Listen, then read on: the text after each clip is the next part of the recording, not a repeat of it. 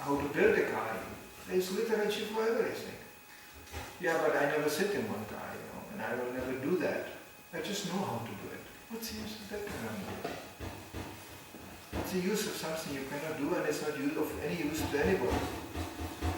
So that Prabhupada didn't want us to become what he called bookworms, There's also books, worms in the books, this library are attacked by worms. The worms are very absorbed in these books. They are so absorbed actually they eat them. But it doesn't mean that it's the intellectual worms or what. It's still a worm. That word bookworm is very interesting when you think about it.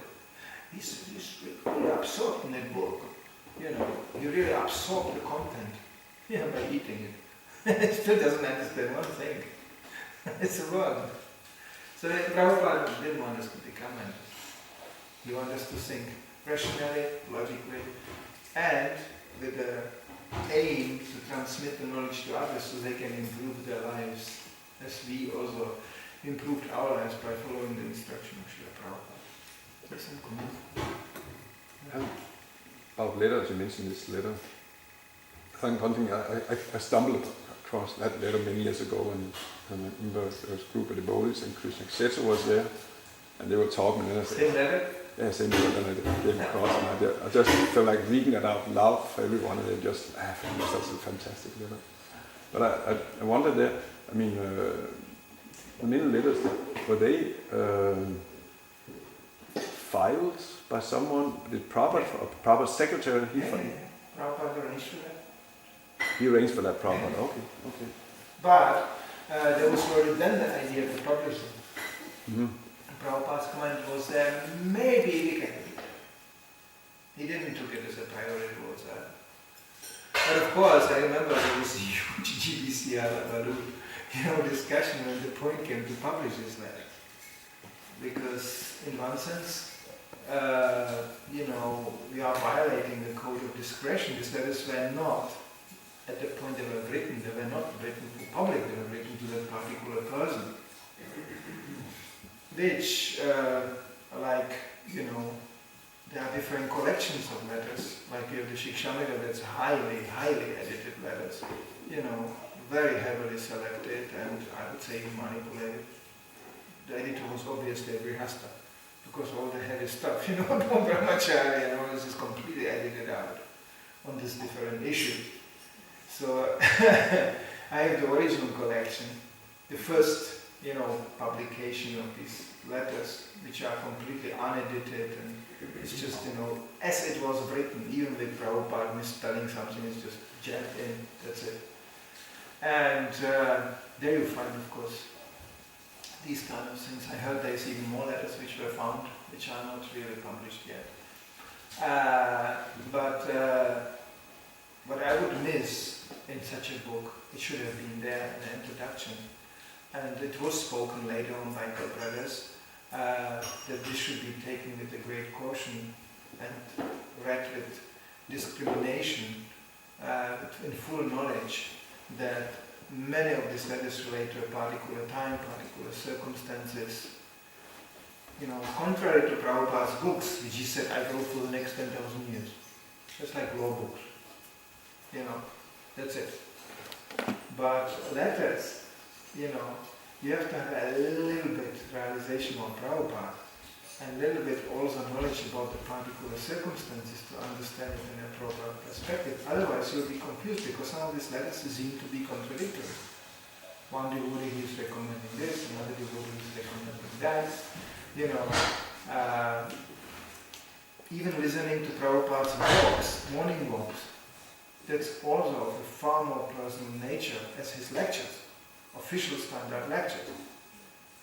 So you have to also a little bit understand to whom Prabhupada is talking. So this letters I would call it like it's like a study material, but it's not something which it can give a rise to a discussion on a basis of Prabhupada's letters, where you can hear about some instruction he gave to somebody. That's good. That's good. You can exchange this, but it's some of these letters you cannot consider like ultimate. That's it. Like Prabhupada getting a Vaishnava like this, yes, we have lectures and this. You cannot copy this. You know, it took me quite a while to understand. When you are young, you just kind of like to take a swing on anything which moves. But, you know, it can become dangerous. Like Prabhupada could say, all my godbrothers are venomous persons. My disciples should stay away from them. But when you go around and start to say you are all venomous persons, well, I'll be a bit careful with that. You know, you cannot copy it indiscriminately, but you can take it as a heavy warning, and whoever violated in the past this warning got in trouble. Definitely. Even highly positioned ISKCON leaders got completely in trouble by not having this instruction in hand. Because they were associating with Gaudiya Math leaders, you know, and much of nonsense into ISKCON got imported this way. I don't want to go into detail now what, but the Zonacharya system, by the way, this was heavily enforced by Gaudiya Math. This was coming through certain channels into the ISKCON, where, because Gaudiya Math fell apart on this principle, every guru had his only the kingdom, his only the mat, and when the new gurus were approaching for advice, like for example, Prabhupada even said they should approach one particular brother. At the point, actually, he said it even regarding his funeral. So, you know, and he even said, in that connection, he said, any rituals? He said, I never lived in a temple, you know. I was a grihastha, I was a kind of, you could call it nowadays congregational members. So I don't know all these rituals concerning even puja. But my godbrothers, they never preached. They lived only in their temples. So they know much better. So when you want to know about certain rituals, go to my godbrothers. He particularly mentioned funeral, you know, which was later on actually. The Prabhupada's funeral was conducted by a godbrother who was supervising the ceremony, so it's done in a Vedic way, you know. And also around puja, but he gave immediate warning. He said, but there are certain things, and was one of his biggest concern, that we will in the future speculate with puja standards, book publication standards, and preaching standards in general. He was very much concerned about it.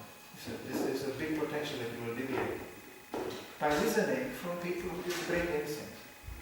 Like all this Vastu and Feng Shui stuff, and where's this coming from, you know? Prabhupada didn't mention it once. And now it's like, I just heard about a Czech farm, they cut very old trees which were decorating the whole farm. They all cut them all down, butchered them all. Because it was not an Vastu. Come on, people are living in that project, they have a listed sex lab. I don't have to even investigate. Let's start with 1 and 1 is 2. We are not saying such a thing is bad or doesn't exist. Yeah, it can be, you know, it can be considered. But you don't butcher trees like this, which gave wonderful shadow on the whole Sunday feast, sitting under this tree, for all the devotees in the courtyard to sit and take outside in the whole summer, you know, a feast. So, you know, so then they built a huge concrete gate. For what? It's a simple farm. The concrete gate is good for us. You have to enter the property from this direction with this gate. And casting concrete is a really wonderful Vedic substance. You know, things like this. This foolishness you see wherever you go. Because somebody again implemented something Prabhupada didn't even mention. The kirtan is Hare Krishna, Hare Krishna, and then 1 week seminar about Vastu. A little kirtan, Hare Krishna, Hare Krishna.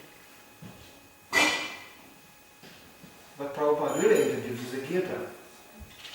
And all of these things coming in. So it's not that we cannot improve things, of course, it's nice. But you know, especially around the altar, Sanatha Puja, they should entitled to comment on this. How far that can go, you know. You can implement by seeing this and that, and this. One of the very few devotees, Krishna Srila probably mentioned it, was in touch with all this. I remember before Nishingadev was installed in Germany, Krishna Kshetra Prabhu spent a long time in South India researching all the Nishingadev temples. Because actually Prabhupada didn't give us something about Nishingadev worship. He said our Nishingadev worship is that we chant Namaste Narashinga in the morning and the evening. Finished. Period. There's nothing more to it. He never even mentioned we should install a Nishingadev. He definitely didn't like devotees collecting Shilas at that particular point. He really didn't like it. But that, like I said, that may not be considered the ultimate instruction.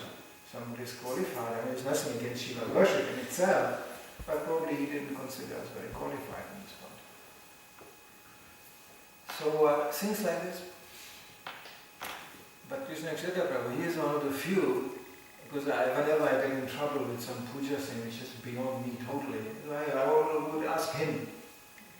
And he always gave me a completely common sense, rational, practical instruction. Like I asked him, I had for 10 years, I had a full-size Prabhupada Murti at home. I asked him, there are some standards to worship a Murti of a spiritual master. That deity is now in Berlin, it's beautiful Murti. We had at home Yasasam, it was like our altar, and it was a little community, 3-4 families, and all the children were practically growing up with Prabhupada. And for them it was like a family member. Children is really funny, because even grown-up people get sometimes misleaded if the Murti is really nicely done. They think, is he going to be well? He's meditating now. We had these questions in Stockholm also, So I remember when I brought this Murti from Germany, it was the last Murti, Manidhara Prabhu, who is producing this Murti, who used to produce them. He's from Serbia. He was moving back to Serbia, he was emptying his flat, and there was this fantastic Murti from Prabhupada. So I asked him, what are you doing with this? And he said, I don't know. There's no temple wants this anymore. I said, why you want this? He gave actually for a very cheap price, he gave me this fantastic Murti because it's, these Murtis are painted, most of them. That Murti was casted. The moment the color was already pre-painted, so it looked real like skin, like Prabhupada, it would flavor skin. It was really funny. I put the Murti immediately in my car and drove to Czech Republic where I was living. And there was no European Union, so I came to the border, and there was this big, fat, still post-communistic woman coming out of that box with a passport. So I just showed him my passport, and he said, what about the other one? Where's the other passport? And I started to laugh, and I said, no, he doesn't need a passport. And she was going, everybody needs a passport! And then she went around the car, ripped the door open, and Prabhupada was sitting there with a safety belt next to me. And she just looked closer, and then she just slammed the door again, and there was a Nakolikov here, man, he was in the box, these custom boxes, at the border. And he was just laughing, he was just rolling on the floor, oh, that stupid woman was going for that Murti. So that's how I brought Prabhupada to Czech Republic. And then, we had him at home, and the kids growing up, the first thing my daughter was saying, the first word, was not Papa or not Mama. Was Papu Papa. And Papu Papa was like a member of the family. The kids were every day bringing flowers from the fields, we were living in a countryside, and every evening we had all together kirtan from Prabhupada, and everybody could offer whatever he brought. It was our simple programs, And if you have 8 kids, accumulate, you can forget the lecture, You cannot read one thing. It's just they're always poking each other and beating each other, whatever they do. So, so we were just reading sometimes in Krishna Bhagavad, but the kirtan that they liked. And Papu Papa was just, the uncle. He was just a member of the family, and I always just for them, it was real. My daughter was always Papu Papa, and then she was about Papu Papa, and so Papu Papa. And then, this was, and I couldn't even show the videos, you wouldn't believe it. And I came with her to bring down first time the kirtan she was doing. This kid, this size. She could hardly walk. When she was jumping in a kirtan, she always fell backwards because she didn't keep the balance. Fortunately, they have this big sack of nappies in the back, so when they pop backwards, there's some cushion to sit on. And the Indians were going bananas. They called her Davy, Davy. They said she's some incarnation or something like this. She was so fired up. She was in Krishnavara Mandir. She was 3:30 in front of the gate. It's still closed before the Mangala, because we were staying outside. And she was on the gate. Babu Baba, Babu Baba, Babu Baba. And she was going, Hari Baba, Hari Baba, Hari Baba. You know, she was just like completely wild. She could go for hours like this, you know. And then she always redirected us. We had to sit in a room in a circle. And she was, you know, I think it's a whole video of this, you know. Jaya, Jaya, Pabu, Papa, Jaya, Pabu, Papa. And then she was going, Jaya, Om Vishnu, you know, but something mumbling. And we had to all bow down. She was like, how on? And we had to all play praises until she was finished. And she was again, Jaya, Pabu, Papa. And then she was going like this for 3 hours. We were like completely exhausted. Pain, obeisances, and always. And she was jumping on her bed with this and big nappies behind and got directly in the whole show. Just, you know, so really heavy. Indians were like, Davy, Davy, you know.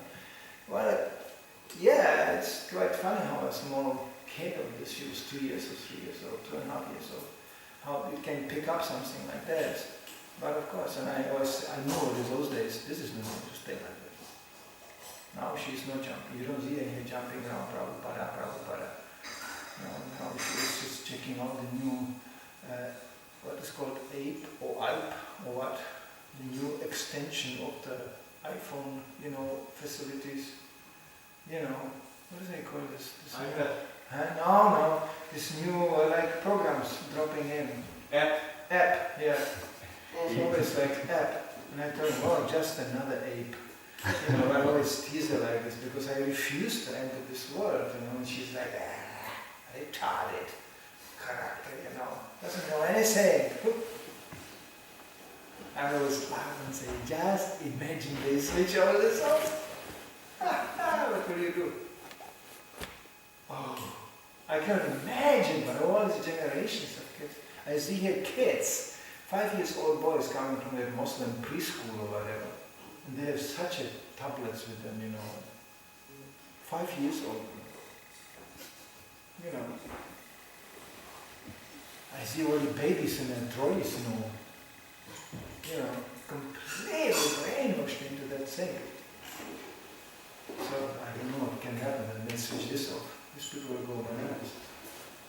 And you sit under a tree and go, you know, there's a tree, there's a tree, there's a wind in the leaves, it makes noise. I never heard this before. Because they were so absorbed in these machines, you know. They never heard that wind produce sound when he goes through the tree.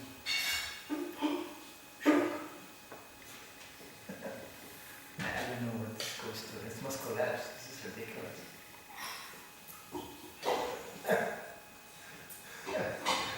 I see them all standing in these dirty gummy shoes and digging for some potato.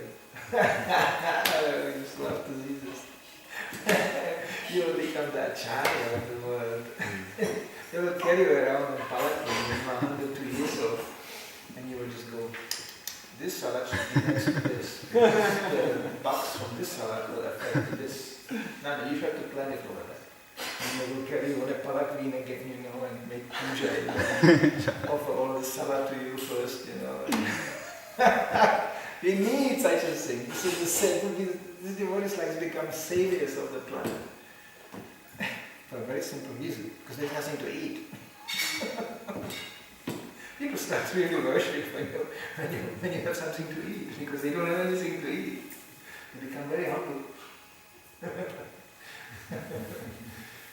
I love this. I would say this is the reality.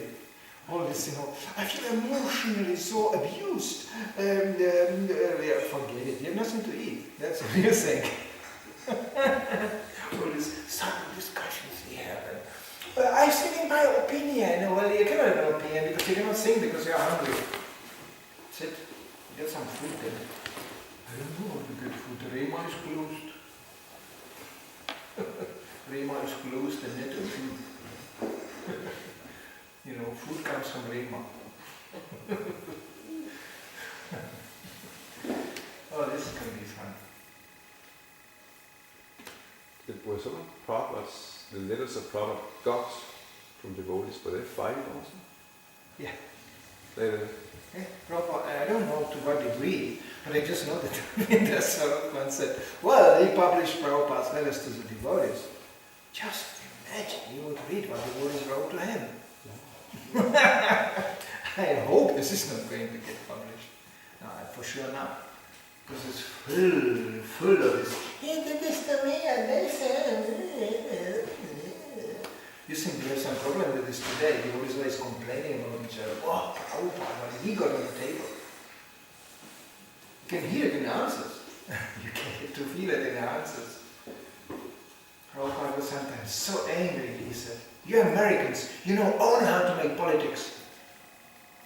Money and politics, that's what you know. Otherwise you know nothing. And I leave, you all become hippies again. It was just so India is the same thing, you know.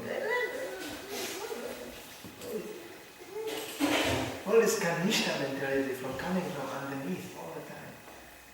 And she said that she heard, and then he said, oh, Prabhupada, where does he got must have been full of it? Prabhupada, I cannot do this service anymore. I have to do some other service. Do you have some other service? Prabhupada writes in the letter, but I gave you already so much service. Why don't you just accept this? Okay, maybe you should try to go there. You know, they're so passionate, these young people, you know, they had to move all the time on the move. And Prabhupada had to control all this, like flea circus, you know, jumping around all the time, relocating, without any warning. Prabhupada writes in a letter, how is it possible? You are in Hawaii. I told you to be in New York. So what are you doing in Hawaii? And he writes his letters, you know, we should not expect Krishna consciousness to be phantasmagoria, you know, a dream world, you know, hippie dream world, love and peace and... What do you mean love and peace? It's a hospital, we are all half nuts. Let's get real. And then you cannot be you cannot be discouraged. Because Prabhupada said, we hope for the best and we expect the worst. Very practical formula how to survive. You always aim for the standard, yeah, but expect it, it's material world. You hope to live, but you also know you can get shot. So that's real. That keeps you from depression. That's what depression. Where's this coming from? Who introduced the word? She cannot do the same. She's depressed. Depressed means ignorant. That's all. Depressed what? Of course, it's a discouragement. Prabhupada also writes and says, I feel greatly discouraged, but he never stopped. He writes all his letters with my words. I'm greatly shocked, by hearing that Sriman Paramahamsa Das left his wife, He's now with Srimati Radharani Devi Das, and Srimati Radharani Devi Das is after 2 weeks with a Sriman, Kuku Das, and this was all going on in Prabhupada's presence too. It's like, oh, what a circus Prabhupada had to manage, and how actually did he establish this project, despite all this, weakness of his followers. Unbelievable. Sometimes he had to himself, it was UMGBC meeting, but he said, so much discussion, so much dissolution, or he said something like this, and no solution. Resolution. So much resolution and no solution. Dissolution and revolution, and no solution, but no solution. So he closed the whole show down.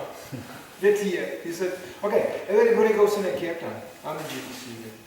That's it. And they were going, okay. And then they went in a kirtan, everybody was in bliss. They were like, that's very nice,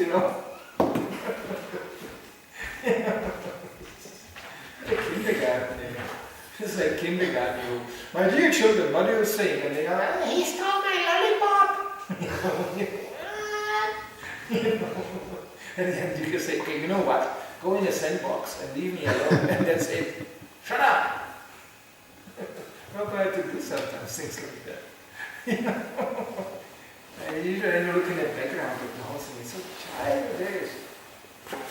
You know, just about to die and discussing here, and then you die with a lollipop in your mouth. They're not really addressing the real problems. Amazing, amazing, the patience of Prabhupada, the tolerance. He could also say, you know what? Just chant Hare Krishna and go to India and don't expect me to come back. My last instruction here to you, foolish hippies. He never did that. He stuck it out with us, despite all the obstacles and all the troubles. All the propaganda from the governments. In Germany always go, the Guru, he's enjoying. You know, he's enjoying. And flipping on this. He said, why do you enjoy when you are 70 years old, you follow the four regulative principles and you are traveling all the time? What do you want to enjoy? Do it. Try to do it and enjoy. What do you enjoy? 70 years old man, half sick, most of the time, practically sick, travels all the time and follows four regulative principles. That alone, materially spoken, should eliminate any criticism. Enjoying what? So, this was very important those days. Always enjoying. I mean, by meditating on Prabhupada like this, we have a good inspiration to try to be tolerant ourselves. Whenever I flip out, somebody appears and tells me, just remember what Prabhupada had to take. And I go, yeah, actually, he's right. You know, just remember what he had to go. We are like already enjoying things which are created or set up. He didn't have anything set up. He has to go from the scratch and do it from nothing.